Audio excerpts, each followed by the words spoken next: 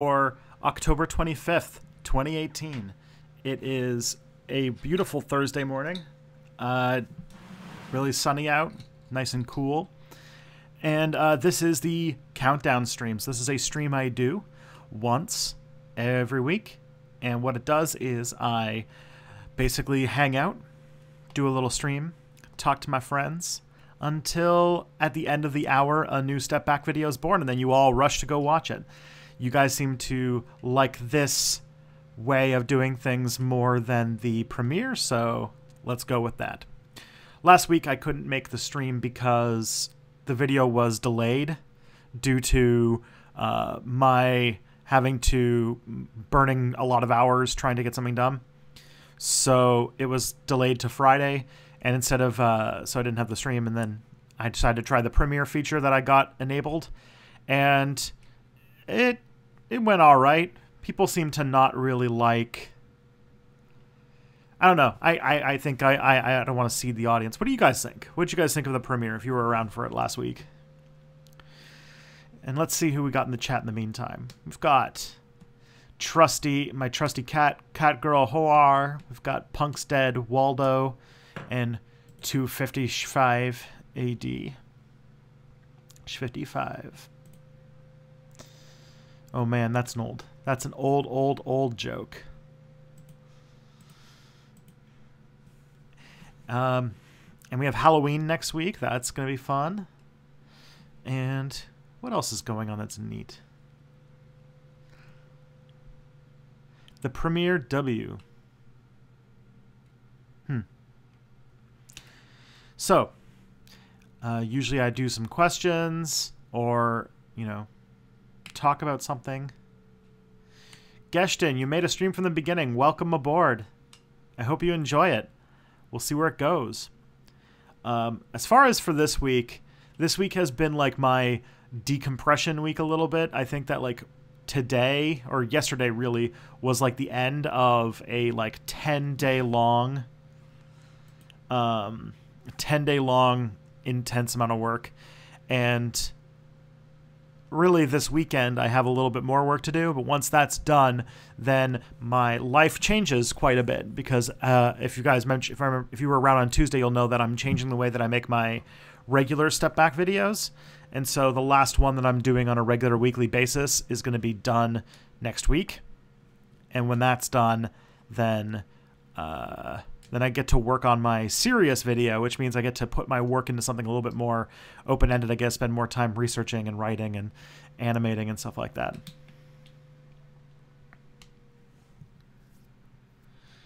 The premiere was better than without it.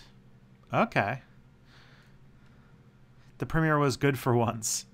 I think, so what I think I'm going to do is, since my regular videos, like my Step Back main videos after November 1st are going to be a little bit less common, that making an event out of it will probably make it a bigger deal.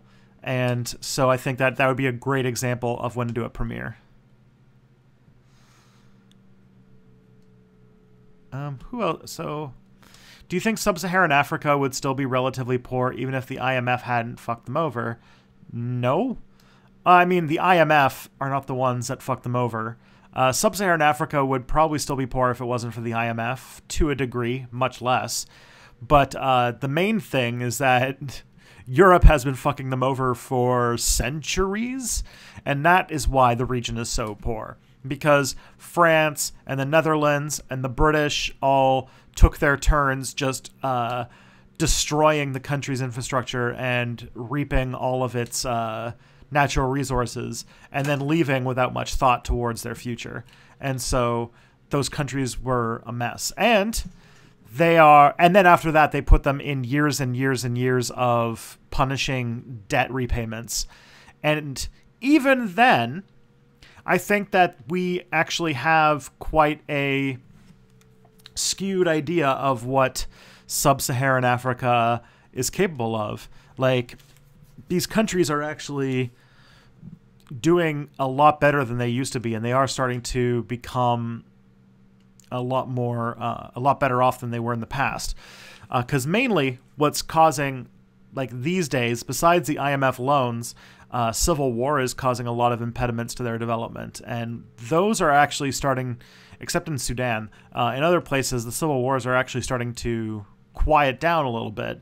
And it's giving these places chances to enjoy peacetime and build, because the scars of colonization are finally starting to at least heal a little bit, enough that they can start to build a life. And it's starting to see some cool things. Although there is another problem, which is the fact that China is messing around with sub-Saharan Africa in a lot of very skeezy ways that feel a lot like colonization all over again. So we'll see where that goes. But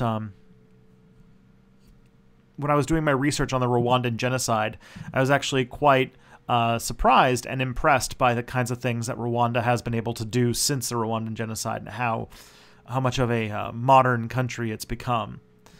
It's just that we don't think about it as much. Hello, Elif. The first letter of the Arabic alphabet. You care to discuss the horrible anti-trans stuff that's been happening in the last couple days in the U.S.? I don't know the details on that, honestly. I haven't been following the news on that. I don't want to make an uninformed take, but I think I remember reading an article that said something around the lines of that the government's systematically going through laws and things like that and trying to just remove all definitions that include trans people's existence, which, yeah, that has a myriad of small long-term impacts it could have on trans people, and none of them good. Thoughts about the mail bombs? Who did it and why? Yeah, Tim Masters is, I think, right. I think it's a QAnon guy. I do think that from the people that's being sent to, it feels like it's a QAnon person. And I'm actually, after the stream is over and after the new video comes out, I'm going to start working on the quick step video. And so this is actually going to be on my list of things to take care of. So I'll be researching some stuff to do with conspiracies and when conspiracies become dangerous and things like that. Right after I finish this, because I am going to make that's going to be what the quick step is about this week.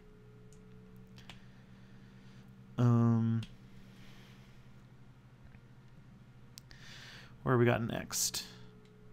Punk's dead. Making an event out of your videos is a good idea. Actually, I like to come together with friends to watch your videos. I think the countdown stream is just great. Awesome. That's awesome, Punk's dead.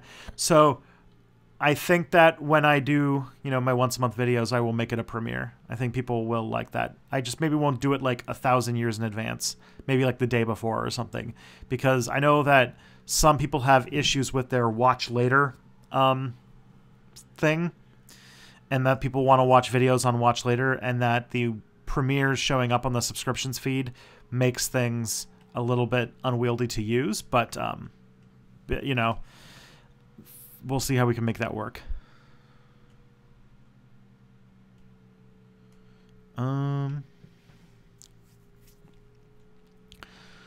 Let's see, what's next? Waldo, do you think the world has more assholes each year? Me and my wife work in retail, and it feels to me like people think they are more entitled and think that they are better than you. Well, it's different from even like a couple years ago.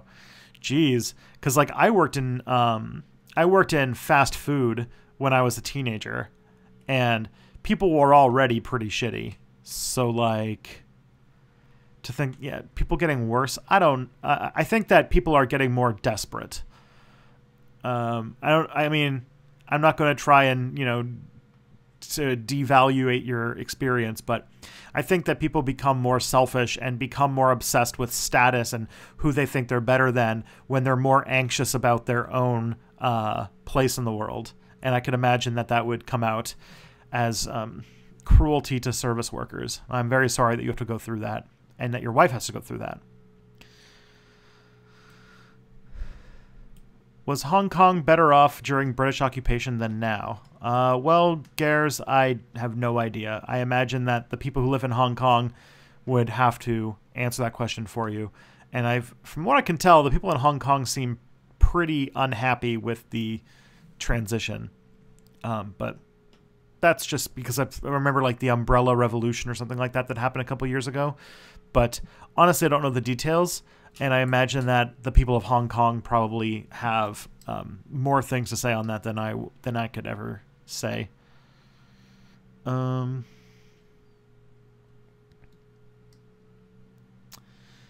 Let's see. Can advanced societies interact with less advanced societies without destroying them? Would you be in favor of a prime directive-like rule if we ever get into interstellar space? That's a very good question, and I don't think that we have an answer. I don't know if I'm for like a prime directive type answer, because there's two ways of looking at it. There's like the cruelty of action and the cruelty of inaction. So like think about it from our perspective, right? We like say there was a hyper advanced alien race that was that had a prime directive and was watching over us right now. Do you think that the prime direct? Do you think that like if these aliens had the cure for cancer, the cure for HIV, the cure for all of our worst diseases, and had all of the technology of automation so that we would be able to conquer manual labor and we would be living in a virtual technological utopia, possibly even living forever, who knows? Like, if they had that kind of technology and they didn't share it with us because they had some sort of arbitrary rule saying not to, I can't think how we would interpret that as anything other than abject cruelty. I think of another case I can think of is during double-blind medical tests, if the treatment that they're trying is showing in early numbers to be way more effective than the placebo or than the established treatment, then through their ethics, have an amazing day, people. Thank you, MRLT342. Like if you through mathematical ethics, if the new medicine is showing to be way more successful than the established treatment or than the placebo, there is a thing that can be done to intervene in order to get everybody on the new treatment because it's just ethically the right thing to do. I do think that if we do try to make a prime directive, a first contact thing, I think that it would just need to be intentional. It would need to be with honest intentions and good intentions and thought out. Like, I do think that intervening in a way that is exploitative for us would cause a lot of misery. That's basically what happened when people came to the New World. But I would think that we would need to intervene with a lot of foresight and a lot of consideration and with a lot of protocol. And I imagine that if we're talking about the hypothetical meeting aliens type thing, we would need to do a lot of work beforehand so that we understand what it is we're doing before we do it. But I do think it's a thing that we would need to try and do, because if, say, they were stuck at our level of technology now and we had all of the things that we needed to make the fully automated luxury gay space communism, then I can't think of anything but us being obligated to help them in some way. That's just me. So I think that the prime directive is too simple. Now, I know that that's probably like an impossible thing to hit, because like the thing about the prime directive is that even though they try with the best of intentions, they still end up making unintended consequences. And that might be the issue, but I would hope that if we were smart about it, we'd be able to pull it off.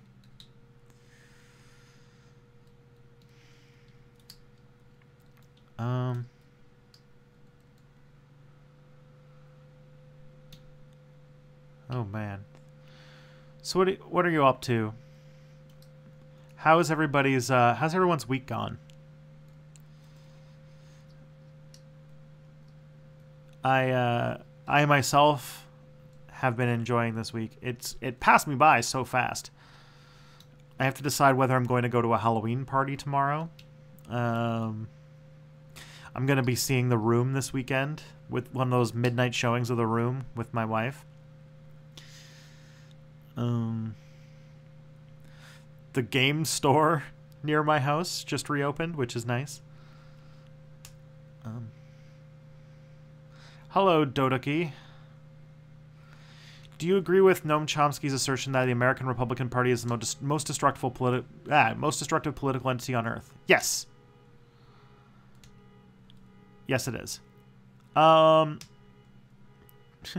Tristan, what do you think? Is Punk dead? No. I do not think Punk is dead. I think that Punk is definitely not in the place where it was in the 1970s, that's for sure. But Punk is like one of the first things I could imagine coming back when things start getting shittier. Because Punk kind of comes out of really shitty moments. And because of the sharing of music and internet stuff, every single music scene has a lot of opportunities to expand and grow pretty fast and do some really cool stuff. So I'm really excited for like cyberpunk or whatever you'd call it. Radical Reviewer, you're not punk, you are a dog. Dogs can't be punks. How would you even give them a mohawk? And what, like, no, that would be unfair. Hey, what do you think will happen to DACA? Adjacent Brown 12. DACA is on flimsy footing, and I don't think it's going to live past the end of the Trump administration. I think that DACA was... See, here's the thing. Without large structural changes, without, like, serious stuff in place, these protections of people are vulnerable to change anytime there's a new government. If you wanted to give amnesty to American citizens who came into the country, like DACA was a compromise to not give citizenship to a bunch of people. And by not giving them citizenship, they put them in a vulnerable position where they knew the next time a Republican Party was going to put in place, they would be threatened. And so DACA was wholly insufficient and is far too vulnerable. So the fact that it's not likely to survive is completely the fault of the people who drafted it.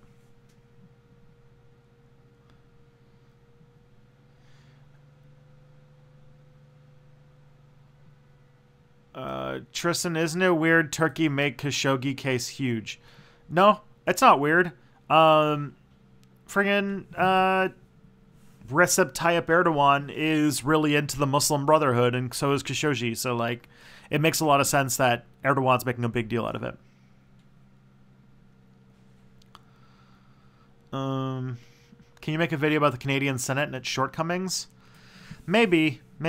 I'm not sure what that would fit into. I think that it would be a quick step that I would have to wait until something big happens in the news with the Canadian Senate, and then I could talk about it.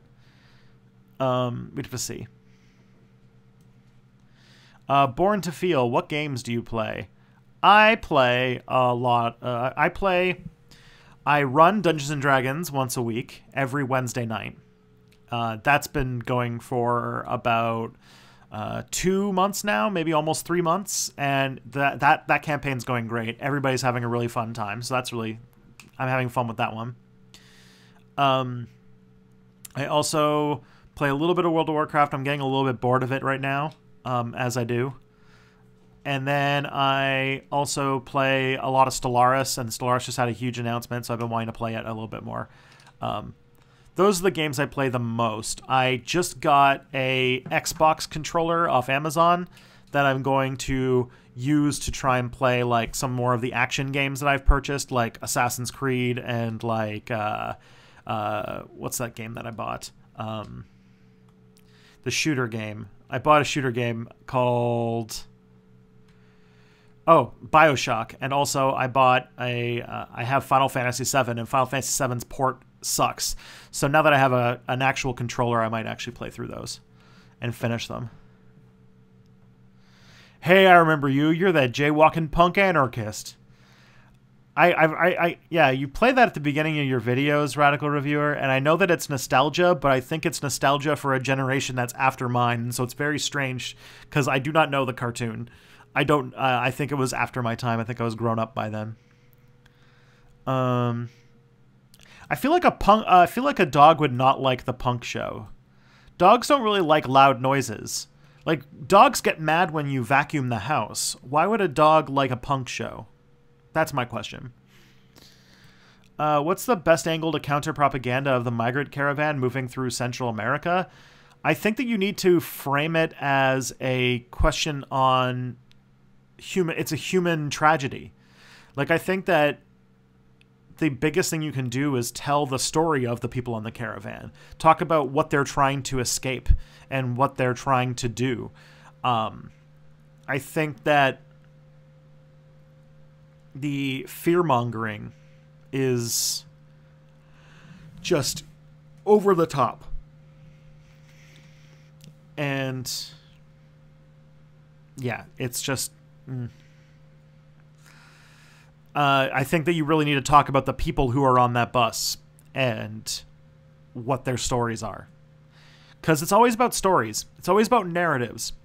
And really, the right in the US are really good at controlling the narrative.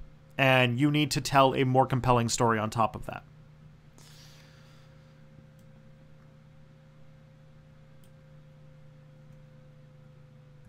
Oh man, Leftover Crack. Now that is a fun band.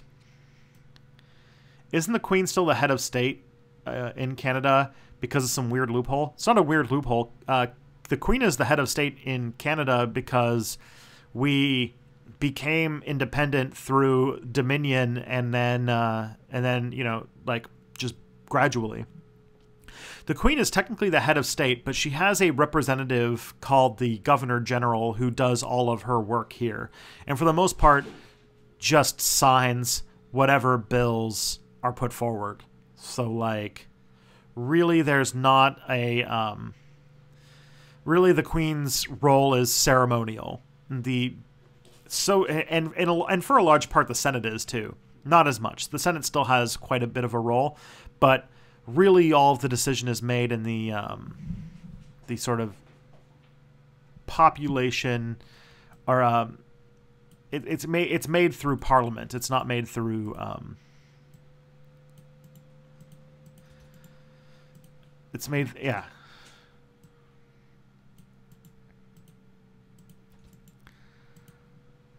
Let me just copy down a few of these questions.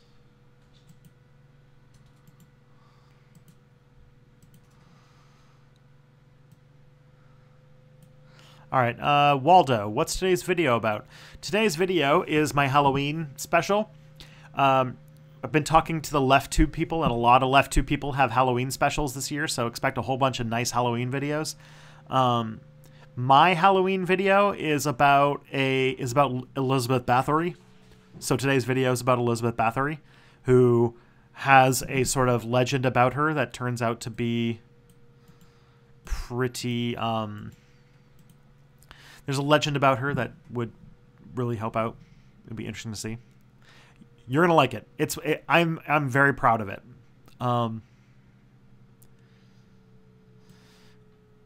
And also next week is the last weekly video, and it's going to be a video about the Day of the Dead, which I'm pretty excited for too. 255 AD. What would making every U.S. state give people UBI require a constitutional amendment? No, it wouldn't. I don't think. You would just need to put in a program like like the U.S. doesn't really, like, that's how a Canadian government might put in UBI. They might put in a federal law or a constitutional mandate that requires all of the provinces provide UBI for their citizens. But America tends to do more large federal programs, and that would work for the U.S. a lot better because there's a lot larger, or there's a lot of financial discrepancy between their states. And so you would need a federal program in order to make it function. So, in my opinion, you would not need a constitutional amendment. You would just need a federal program. As soon as we finish, like, what's it called? As soon as we finish, what's it called, for all. Once we get Medicare for all, then we can work on Social Security for all. I hear that D&D is popular in anarchist circles. Why is that? Could someone do a video explaining this? Oh, yeah, I can explain this, Radical Reviewer. So D&D is popular in anarchist circles because, well, one, it's a lot of anarchists are young, and there's a lot of like young people who are into it. So it's second, it's fun, and it's fun. It's a thing that's popular with young people who also tend, like, most anarchists tend to be pretty young these days. And on top of that, it's cheap. People who are, struggling financially can play D&D and spend very little money and get a lot out of it. And it promotes community. Anarchists are really into praxis and doing stuff and having community meetings and building friendships and doing stuff in real space. And so D&D is really good for that, for hanging out with your friends and actually spending time with other people. And on top of that, it's a game that it tells stories, it teaches empathy. You can make your characters anything they want to be. You don't have to worry about writers trying to make their game character represent you. You can make your character whatever you want them to be. All that stuff, I think, is why it's so attractive.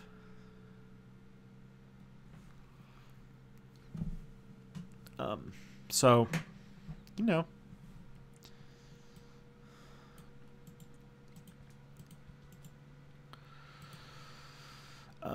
that's why I think it's popular, and it's just a thing that's really popular right now in general. But I do know that I am not the only anarchist at my D&D table. So, Hey, Loading. You've been here for 3 streams in a row. Good job. Robert Crumb, do you have any videos about the benefits of socialism? That's not really the scope of my channel, but the benefits of socialism are that the current economic model that we have... First of all, if you're Robert Crumb, like the 60, 70-year-old comic book artist who lives in France and who's from the United States and had that documentary made about him, like, holy crap. But I doubt it. But I would say that the benefits of socialism are that, unlike the current economic model that we have, it's not stuck on an inexorable spin towards destruction, devastation, and eventual human extinction. That it is something that could be a way to build a lasting economy that is no longer dependent on eternal growth in order to function. And on top of that allows for the responsible use of resources and prevents suffering and injustice. And so, like, for most people, unless you're, like, really rich, socialism will let you enjoy your life and have more freedom to do the things that you want to pursue in life and not constantly be agonizing over money.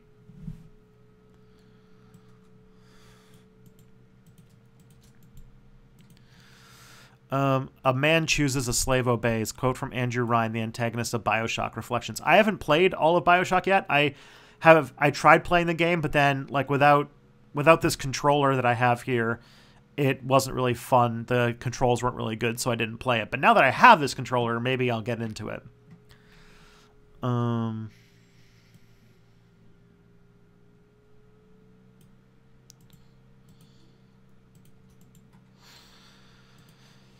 Okay. What would the effects on UBI on American society be like? Well, I think that it would deal a lot with resiliency. Like, having that safety net. Like, one of the bigger things that UBI does is it allows you to make more choices in life, specifically when it comes to starting businesses or choosing jobs, which means that it would incentivize higher wages and better benefits, because if somebody has UBI that they can go to, if they can, like, check out, if they know that if they quit their job, they can still pay their bills and get food, then they're more incentivized to shop around for better jobs, which would mean that there is an incentive to provide better wages and provide better benefits. On top of that, it would also incentivize people to start new companies and things like that. So really, it would have a strong stabilizing effect on a lot of people. It would also help in regions where the economy is severely depressed, like places that were dependent on one resource or one industry to function that no longer happens anymore.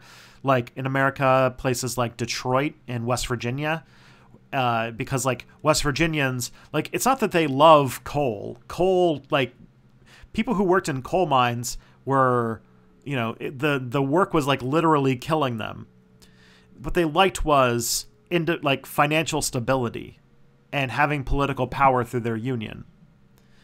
What having UBI would at least give them the financial stability that they could at least not be anxious about everything, and then they might become a lot less reactionary because they're a lot less scared about their future. Same with Detroit. Detroit has been decaying because of the loss of the auto industry, and it could help a lot in that. What do you think of Baathism? Is it more closely related to socialism or fascism? I would probably say it's closer to fascism. It's a lot more of a nationalist movement than it is a socialist movement, and it results in these single-party dictatorships that lead to brutal repressive states. For those who don't know, Baathism is the ideology that was started by Nasser in Egypt, and it was this idea of creating this pan-Arab nationalist identity that was socialist, but it was anti-Soviet, and would make this sort of greater movement.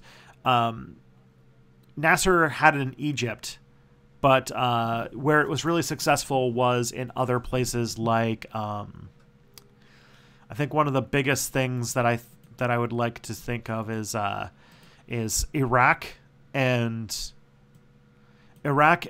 Syria. So Saddam Hussein and Bashar al-Assad were both Baathists. I guess Bashar al-Assad's still a Baathist. And so it leads to those kinds of governments, which I would argue are closer to fascism than communism. Why are we constantly deciding independent and or powerful women have to be monsters? It's a common, like, if you read a lot of Western history especially, there's this strong concept that that very much feels like a Jordan Peterson, like a lot of people were like Jordan Peterson, you know, that people had their station in life, they were born into it, and to break out of that would be to upend that order. So you see in a lot of stories like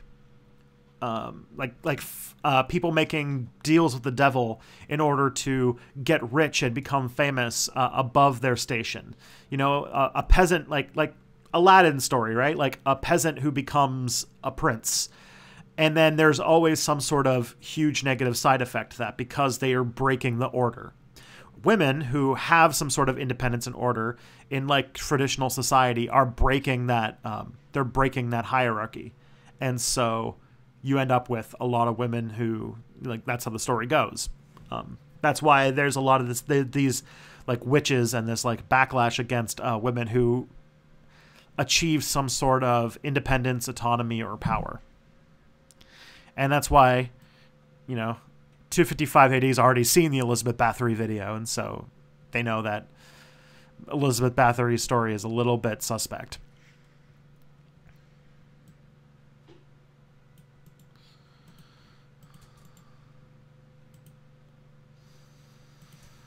All right. It has been argued that the New Deal essentially saved capitalism from collapse and revolution. Might UBI fulfill a similar function? Yeah, I think that both of them don't save capitalism, but delay revolution and instability. And I do think that UBI would probably do the same thing, which like sounds like it's a bad thing, but honestly, stopping crises from happening, like, I'm not an accelerationist, and I don't think that having a violent, bloody revolution would be a good thing for most people, so I'm kind of okay with it.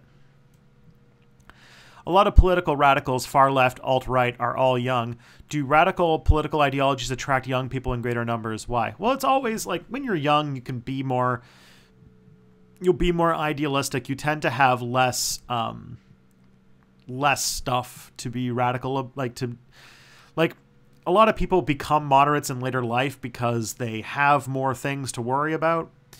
Like they have houses, they have families, and then they don't really think about politics as much anymore. But also, this generation, millennials especially, are in a situation where they are actively seeing the economic decline and the that their life is getting worse every single year. And hey, Tristan, thank you, Ina. And so, like, yeah, young people are seeing our lives getting actively worse. And I think that that leads to radical politics. Oh, my.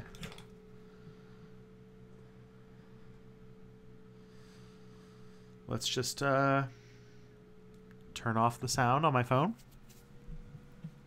What is your opinion on the current political climate in Poland? The only thing that I know is that Poland has a growing neo-Nazi, far-right nationalist movement showing up, mostly because of a lot of things that happen in Eastern Europe, which is where they're torn between sort of negative associations with life under the Soviet regime and negative associations with capitalism based on, you know, how bad capitalism is. And so a lot of them with nothing left turn towards like nationalism, which becomes fascism inevitably. Not to mention economic depression, neoliberal economics, and all sorts of things. It's a perfect recipe for fascist government.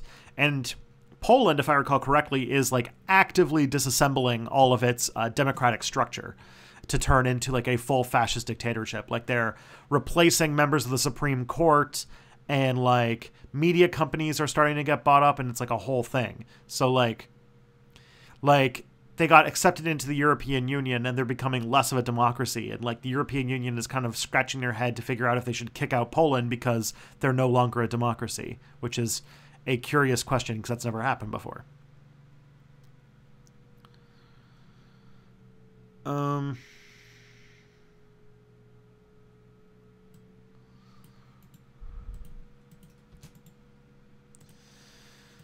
A while back, someone suggested to make a video about Elagabus. What do you think about a video about a tyrannical, possibly trans Roman emperor would offend the LGBTQ community?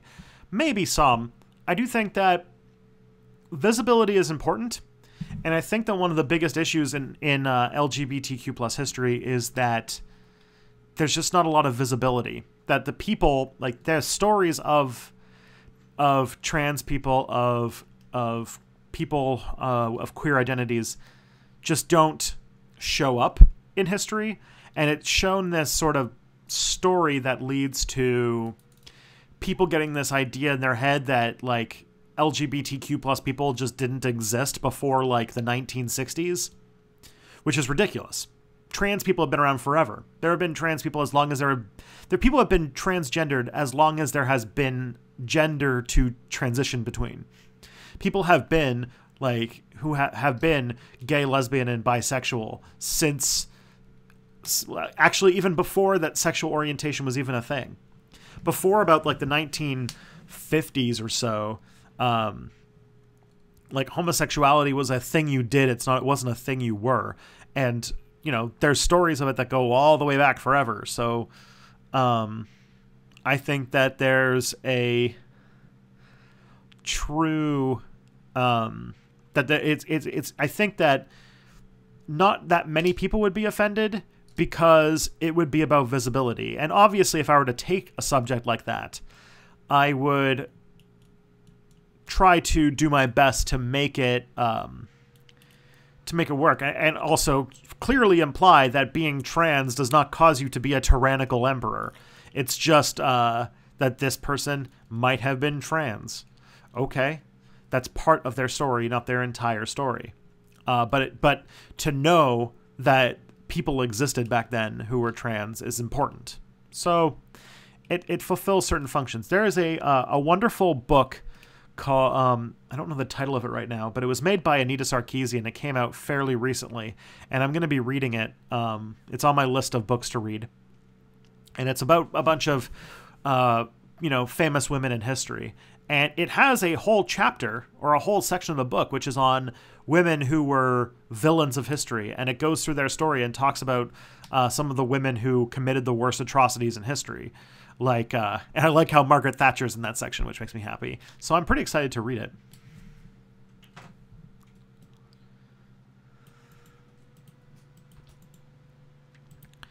All right, punk is dead. It's the 100th anniversary since the German Revolution. Wouldn't that be an interesting topic for a video? Lots of things would be an interesting topic for a video.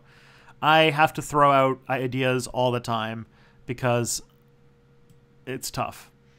See you later, Elif. Wouldn't a natural economy work better in a way of achieving that, or is socialistic economic model the only means of controlling a spin towards destruction? I don't think that a natural market shows that it ever works. I think that also, I would be for a dynamic economy that is run through natural means. Like, socialism doesn't necessarily mean a planned economy. It would mean an economy that is based on exchanging goods for their own value rather than their quote-unquote exchange value, which would mean you trade things for what they're actually worth, how much time it took to make them, and what its use is for people, instead of how much money can it produce for people. So your incentive is not to maximize profits, but to make the best things that you can for people, which will help quite a bit. That will.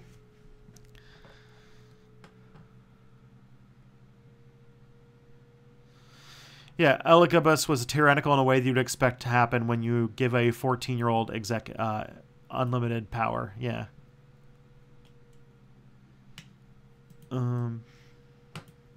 All right.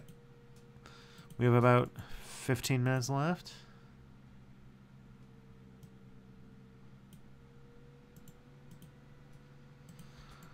All right. I have a question. Have you played Dark Heresy, the tabletop pen and paper? No, I have not played Dark Heresy. I've only ever played tabletop role-playing games. I've played Dungeons & Dragons 4th and 5th edition, and I've played the Sprawl, which is a Powered by the Apocalypse cyberpunk game, and I played a little bit of a short campaign in the Fate Core system. Why do we like war and have this nostalgia for empires that had war and militarism at the core of their societies? Well, because it's really important for states to make these things really important, because wars tend to be things that states do and justify their existence. And so if we see history as a series of wars, we sort of see states as inevitable and as a core part of the world. And also, they're easier to tell stories about. Wars have definitive beginnings and endings and have dramatic things happen, so they're easier stories to tell people. And if anything, the development of history is very much the story of figuring out the narratives of more and more difficult things to make narratives about. And just like war is low-hanging fruit. Since it's only 23 days after the anniversary of the Declaration of Catalonian Independence, what is your opinion now on Catalonian independence? They seem to want it. If they want it, then they should be free to go. That's the way I would see it.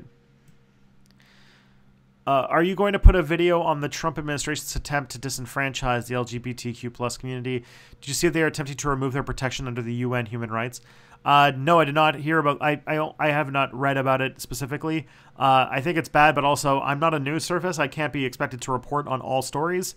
I get to do one topic a week, and sometimes things get away from me. And I think that the pipe bomb thing is going to be the subject of this week. So I got to think about stuff. We'll see where it goes. But it really sucks, and I definitely don't want to diminish that. All right. Am I justified in wanting to move to Canada to secure my human rights as an LGBT plus person? Are things worse or better there for people like me? Is there anywhere I can go where I will not be persecuted? I don't think there's anywhere where you can go where you will never be persecuted by anybody. But Canada does make a pretty big deal to be accepting to LGBTQ plus people. Although we do have a nationalist right wing that is nascent and growing. So maybe that's up for change. But even even in our country, even our conservatives are afraid to be outwardly homophobic.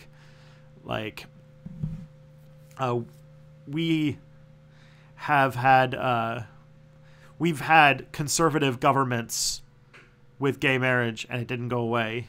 We haven't seen people stripping back protections for LGBTQ plus people here to the same extent. So it is a pretty decent country to live in for that angle. But,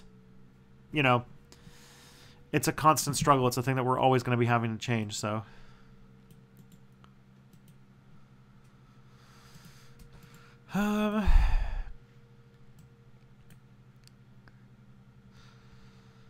Tristan, do you have a bibliography for your videos? What do you typically use for sources? I use all sorts of stuff. I have access to my old university's library, and I tend to go through stuff on there. I tend to read a lot of book reviews for academic texts. Sometimes I ask experts if I know a professor or a PhD student that was doing something in that area. Other good places to go. History Channel actually runs a pretty decent blog that has pretty good history coverage. And Google Books, Google News, Google Scholar. Going to Wikipedia and checking out the references section and further reading. That's always a good start. If you want to start on any topic, that's a great place to get started.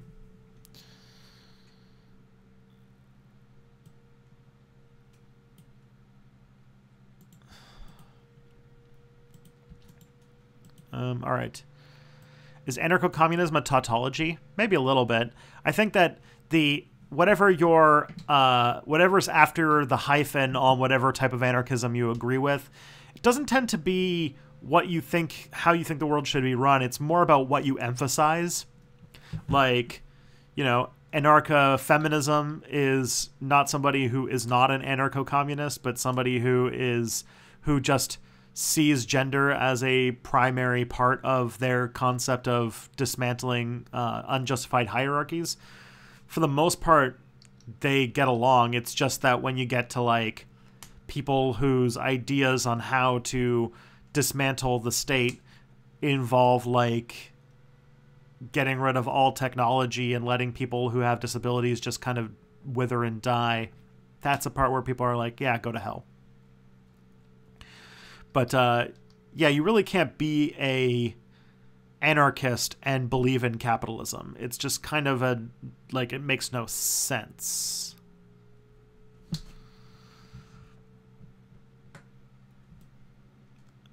Okay.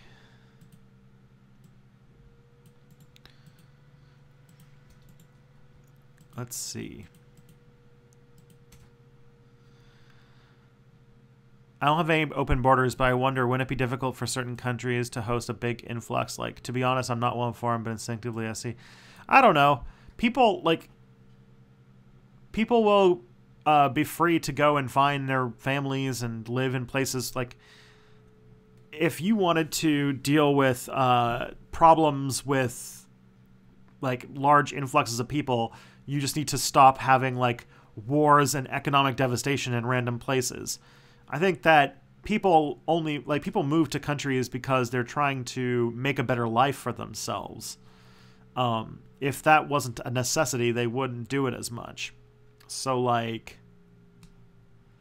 it's a symptom, not a cause. But at the same time, the world is better when people move around and you have new people in it. And settling and getting everybody in place, that takes a lot of effort, but it's an effort worth doing. It's a net positive to your country, so who cares?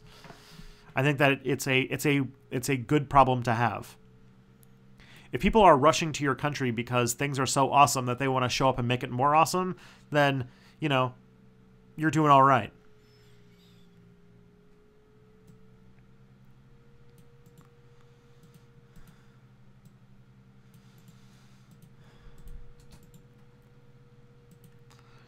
Let's see. I think, all right, let's just keep going. Thanks for answering my question. You basically got someone who's Polish, the Polish socialism. Oh, well, thank you. Why do fascist ideologies tend to focus around a mythos? Because they need nationalism to function. And nationalism is basically a mythology. Like, if you want to take a group of people and somehow make them belong to something big and important, you have to make a story, a mythology around them. And so that's why fascists are obsessed with mythos and trying to build like an air around them, because they're trying to build an identity. They're trying to build a story around themselves. We really underestimate how powerful and important stories are in politics. Fascists understand that. The right understands that. The left doesn't. Con Shonery, considering that U.S. GAO reports show that 73% of all political violence in America is perpetuated by right-wing extremists, how do we fight the narrative that the left is the violent side? Oh, geez. If you have an answer for that, please let me know, because I feel like you could solve a lot of the world's problems if we could make that point. Why are you more critical early modern imperialism rather than ancient imperialism? Aren't they both just as bad? Well, the scale is different, and one had a lot more genocide and a lot more of a long-lasting impact on the places that they went to. Like, you know, there's no this Greek settlement of the Aegean Islands is one thing, and also happened a long time ago with countries that no longer exist. While Spanish imperialism happened to people that exist today, by a country that still exists today and has long-term impacts that are still going on right now that we are not addressing, and that's why I'm more critical. This isn't really a question of history, it's also a question of the current situation that we're in now.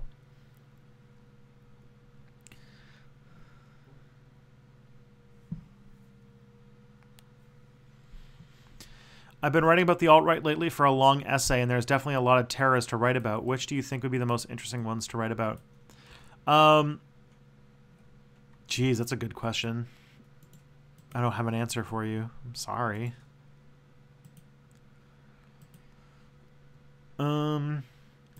Might be different in the US versus Canada, but do you have access to those university databases in perpetuity? I don't know. I think they're just slow to get rid of them, but I have been out of school now for 6 months, and they haven't turned it off yet. And I'm just hoping that they'll just kind of keep forgetting about me forever. And when it gets turned off, then, things will get a bit more difficult for me, but I'll figure something out. Would the world be better if humans just abandoned all forms of ideology and ideological labels and focused solely on implementing what policies improve wider society? To an extent. I think that if people focused on making things better for the world as soon as possible, they'd just become anarchists. I think that anarchism is the most post-ideological thing that there is, in some ways. How is that Elagabus video going? I haven't thought about it too much. I've had way too much stuff getting mixed up in my whole process. I have keep in mind, Sir Zhao Zhao, I have had over 800 video ideas recommended to me before I stopped counting. So I get at least 15 to 20 a day. And so things things are all over the place. I am very sorry, but I know this is one that people have been asking me about, so it's definitely one that if people keep asking about, will probably end up on a video. Maybe I should make it a Patreon stretch goal so I get around to it. That might help. That'd be yeah. Maybe I'll do that. I'm gonna write that down. I'll make it a Patreon stretch goal video. Because I usually take the ones that I get requested to make a lot and make them stretch goals. All right. Would the world be better if humans just abandoned all forms? Oh, we already did that one. Okay. We have 3 minutes, so I don't think I'm going to be able to take any more questions. Would that mean anarchism is closest to the pure form of anarchism? I don't know what that means. I'm sorry.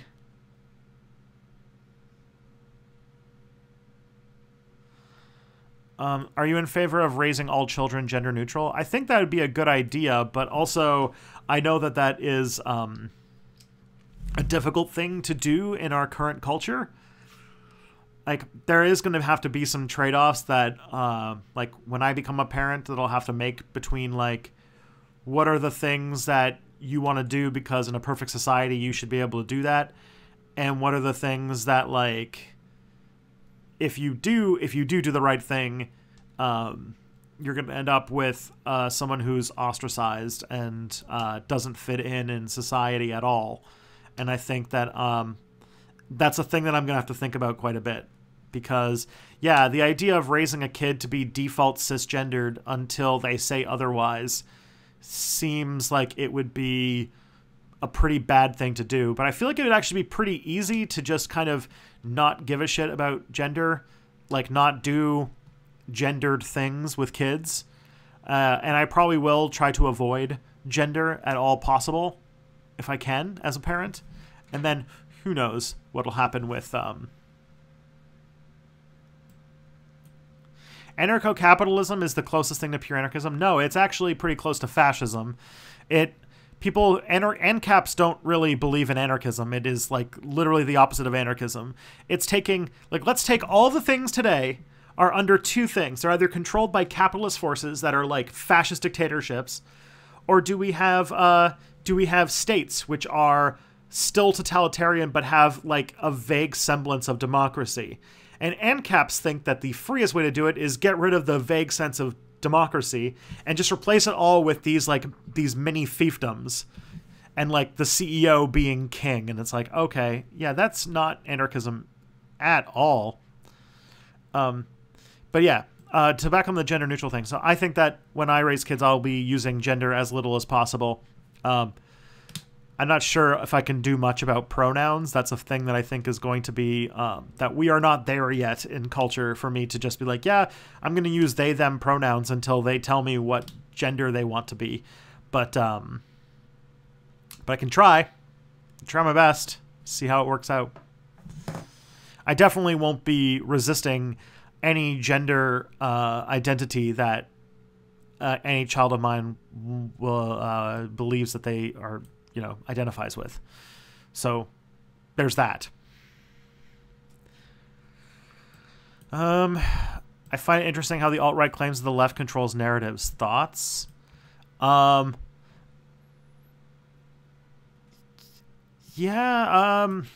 I think that the alt-right, like, I think that, I'm trying to remember what the channel was. There's a great video that I watched recently that was about how conservatives always fail to feel like they're part of counterculture, and they're always struggling to try and make themselves feel like the underdog or make themselves feel like they're being put down or that they're fighting for some sort of thing, and it never rings as true. But I can't remember where I watched that, but that was a pretty good one. Are you in favor of making criminals wear tracking devices in place of having prisons? I think you're really hung up on the prison abolition thing. I think tracking devices would be a really weird thing to do. I think that there's better solutions. All right, we're really running out of time. What's your opinion on the incredibly large communities of Poles in Ireland? In my opinion, it's created an incredibly accepting society. I honestly have this is the first I've ever heard of it. Are you planning on having kids? That is definitely a thing that is on our radar at the moment, but probably not for another while yet until we've figured out our living situation and stuff. So, all right, 2 o'clock. I'm going to go get you guys the link to the new Step Back video so you guys can all watch it.